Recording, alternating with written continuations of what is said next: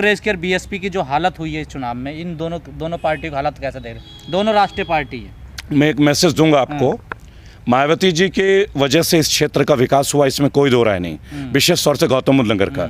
और यूपी को उन्होंने कई बार क्राइम मुक्त भी किया था। उनके शासन में क्रिमिनल्स के प्रति बहुत कड़ा रवैया था शासन का। ऐसा नहीं कि यही अकेले शासन है। इनकाउंटर, फेक इनकाउंटर कितने हुए वो आपको मुझे बताने की ज़रूरत नहीं है। और हमारे माननीय मुख्यमंत्री पे कितने मुकदमे थे वो आप गूगल करके देख लीजिए। कितनों का निस्तारण हो गया वो भी आप देख लीजिए। तो ये बातें तो बाद की हैं। मैं केवल एक बात बोलूँगा, जो हारा है वो अपने हार का मंथन करे।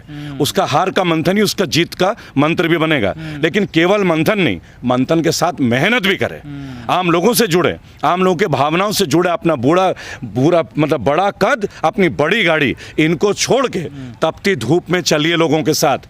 उनके मुश्किलात को समझिए, उनके घर की ज़रूरतों को समझिए। देखिए कोविड में जितने लोग गरीब हो गए, जो बर्बाद हो गए, उनका अधिकार सरकारी तौर पर उन्हें मिला क्या?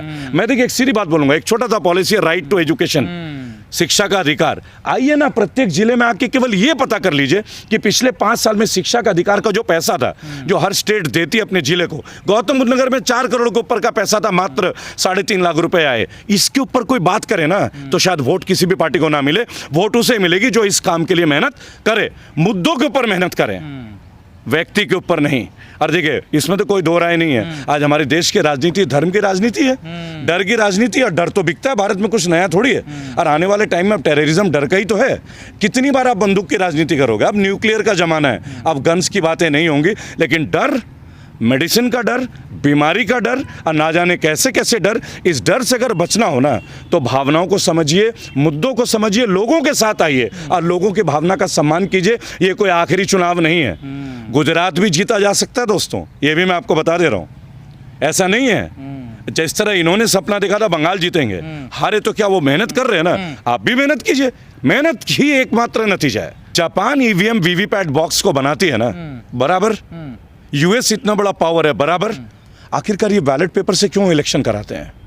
आप ये तो सोचिए, हमारे यशस्वी प्रधानमंत्री, मैं कहता हूँ और लोगों ने नहीं किया। सुनिए, आप जीत जाते हो ईवीएम का सवाल नहीं उठाते, आपने बंगाल में नहीं उठाया। मैं दोबारा आपको एक बात बोलूंगा, देखिए मैं दोबारा एक बात आपको बोलूंगा, दिल्ली में नहीं उठाया, पंजाब में नहीं उठाया। मैं आपको एक बात बताना चाहूंगा, बड़ी छोटी सी बात है, आपको एक बात समझनी होगी।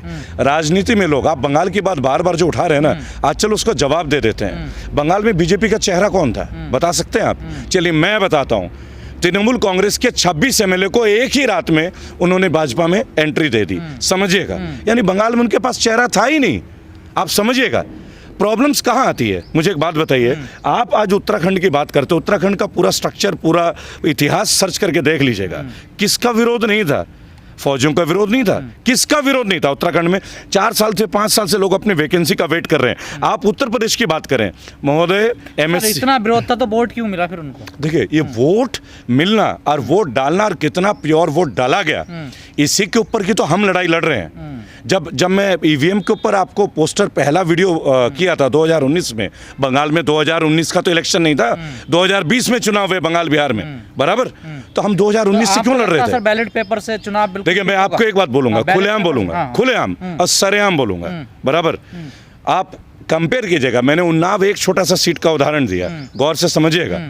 आज आप दूसरा सीट ले लीजिए, देवबंद, एक छोटा सा कंपेयर करके बोलूंगा आपको, बराबर। आप कुछ जगह में बेसिक साइंस के ऊपर भी काम करेंगे। सर कह रहे हैं मुस्लिम हमें वोट दे रहा है सर, बराबर। आप यकीन करते हैं? अच्छा चलिए, मैं आपकी बात को बड़ी करता हूं। दलित कहा जाता है, दलित वोट नहीं देता, इस बार तो दलित ने वोट दे दिया। सर मैं तो एक बात बोलूंगा, सर दलित ने वोट दिया। पहले आपके पहले प्रश्न का उत्तर दे दूं। आपने बोला मुसलमान वोट देते हैं, यानी यकीन करते हैं कि मुसलमान इन्हें पसंद करते हैं। इन्होंने कितने मुसलमानों को टिकट दिया, जरा बता दीजिए, आप बता दीजिए। राज्यसभा भेजते हैं हम, देखिए विधान परिषद। अब मेरी बात सुनिए, बात अगर लोकसभा के चुनाव की होगी तो लोकसभा की बात करेंगे, बात अगर विधानसभा की बात होगी तो विधानसभा की बात करेंगे।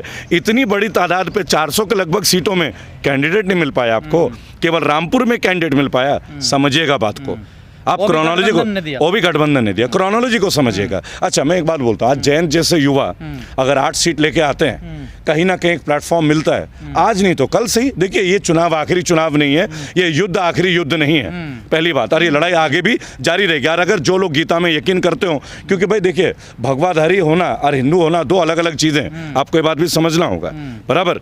जब हिंदू, हर व्यक्ति इस बात को तो मानता ही होगा कि परिवर्तन ही संसार का नियम है, nothing is permanent in this world. ये तो गौतम बुद्ध ने भी कहा था, महात्मा बुद्ध ने भी ये बात बोला। तो हम एक छोटी सी बात बोलते हैं, इतना निराशा क्यों है? बीजेपी से क्या सीखे विपक्ष? देखिए, मैं एक बात बोलता हूँ, साम दांड भेद के बजाय लोगों की भावना को समझें और कार्यकर्ताओं में मोटिवेशन दें। बड़े नेता इलेक्शन नहीं जीतते। अगर इलेक्शन जीतने का तरीका हो ना, तो उससे पहले अपने कार्यकर्ताओं को ट्रेनिंग दीजिए, कार्यकर्ताओं के साथ रहिए और टिकट उनको दीजिए जो क्षेत्र में काम करते हो। टिकट जो दरिया बिछाते हैं उनको मत दीजिए, जो चेहरे की राजनीति करते हैं। मुख्यतः मैं आपको बता दूं, आज किसी ने अचानक से 4 वीडियो हाईलाइट कर दिए, आप टिकट दोगे, आप नहीं जीतोगे। उसके लिए आपको कर्मठ सिपाही जो 5 साल उस क्षेत्र में अपने क्षेत्र के लोगों से मिलता हो, उसे राष्ट्रीय राजनीति से कोई लेना देना नहीं होना चाहिए। पहले अपने प्रदेश की, अपने जिले की राजनीति तो कीजिए। देश तो जिला देश के अंदर ही है ना। अगर आप अपने जिले की उन्नति के लिए काम करोगे तो वो उन्नति देश को ही तो फेवर करेगा। तो कृपया करके, और जुट एक बात बोलूंगा, आज सुखबीर बादल का जो पिता है, उनका हारना क्या साबित किया? पूरा परिवार हार गया। पूरा परिवार। आप एक बात सोचिएगा, सिद्धू हार गए। सुनिए, जो बादल साहब हैं, प्रकाश सिंह बादल को एक मोबाइल मैकेनिक वाले ने हरा दिया। आप सोचिए, आज सिद्धू को एक नॉर्मल गृहिणी ने हरा दिया। आप सोचिए, मोबाइल मैकेनिक। इसका मतलब क्या है? अगर आप जेन्युइनली उन लोगों को जगह दोगे जो हकदार हैं, जो मेहनत करते हैं, जो भावना रखते हैं, ना कि वो देखिए, अब आपसे मैं एक आखिरी सवाल पूछूंगा। किसी चीज में बहुत बड़ी गलती करता है। नहीं, मैं एक बात आपसे पूछूंगा। आप गौतम बुद्ध नगर में हैं, आप नोएडा एक्सटेंशन कवर करते हैं, बराबर? 1 लाख 2 लाख नहीं, 5 लाख के आसपास फ्लैट हैं जिनकी आज तक रजिस्ट्रियां नहीं हुई। आप सोचिएगा, बहुत बड़ा मुद्दा है। वो अपनी किस्तें भर रहे हैं, किराए पे रहना तो मकान मिला, पहले तो उनको किराए का बोझ था, अब उन्हें किराया प्लस किस्त, मर गए वो 12 साल में। उसके बावजूद भी पंकज सिंह 1,70,000 वोट से जीतते हैं, और फिर आप बोलोगे कि जनता इनको वोट दे रही है, जो 5 साल में एक बार भी नहीं आते लोगों के बीच। मेरी बात सुनिएगा, इसके ऊपर आपको शोध करने की जरूरत है। देश के उन पत्रकारों की, मैं कहता हूं सब नेताओं में मत जाइए। आपके सामने 5 लाख फ्लैट ओनर्स हैं, क्या उनकी पीड़ा नहीं है? क्या उन लोगों ने वोट दे दिया होगा जिनके मकानों की रजिस्ट्री नहीं हुई है? इन्हीं का शासन, केंद्र में इनका शासन, 5 साल से विधायक, क्यों नहीं खुली रजिस्ट्रियां? आप बता दीजिए। सर, आपको लगता है कि ये मुद्दे रहे होंगे या फिर धर्म आगे आ गया होगा इन चीजों? देखिए, मैं एक बात बोलता हूँ, बीजेपी ये जो फ्लैट के जो ओनर है, माली जो रजिस्ट्री, उनका भी कोई धर्म जाति होगी ना? देखिए, मैं बड़ा सीधा से एक बात आपको बोलूंगा।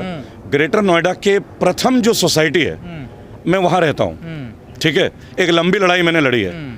आज जो हमारे वकील थे, आज वो बिल्डर बन गए। सुनिएगा, क्रोनोलॉजी को समझिएगा।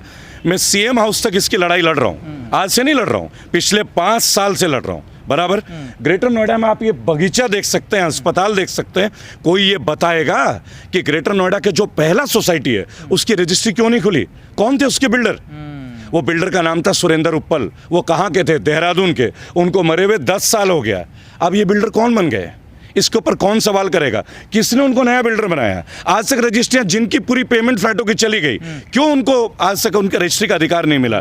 और अब आप ये रोना नहीं रो सकते कि यहाँ अखिलेश की सरकार है या आप मायावती जी की सरकार है। रेवल सर, आप ये लड़ाई अब कैसे लड़ोगे? अनेक गलतियां आप बताते हैं उस पार्टी में, लेकिन जनता फिर अपना। देखिए, मैं एक बात बोलूंगा, पार्टी में कभी गलतियां नहीं होती है ना। बीजेपी गलत, लोगों के काम करने के तरीके गलत होते हैं। कुलदीप सेंगर की गलती पार्टी की गलती नहीं है। बलात्कार एक व्यक्ति करता है, कोई पार्टी नहीं करता, बराबर? लेकिन उसको समय पे आप सजा नहीं देते हैं, वो दिक्कत देती है। क्या बीजेपी को उसी क्षेत्र में उनकी माताजी को टिकट नहीं देना चाहिए था? तब हम मानते कि हौसला है। आपने उस लड़की की कुर्बानी का, उसके साथ जो हुआ, उसके ऊपर आपने कम से कम दुख तो व्यक्त किया, लेकिन आप उस सीट को जीत जाते हैं जिसमें एक लड़की की हत्या होती है, उसके पिता की हत्या होती है, उसके वकील की हत्या होती है। हमारी लड़ाई यहाँ पे है। हमारी लड़ाई कोई मोदी जी के साथ नहीं है, बैड गवर्नेंस के साथ।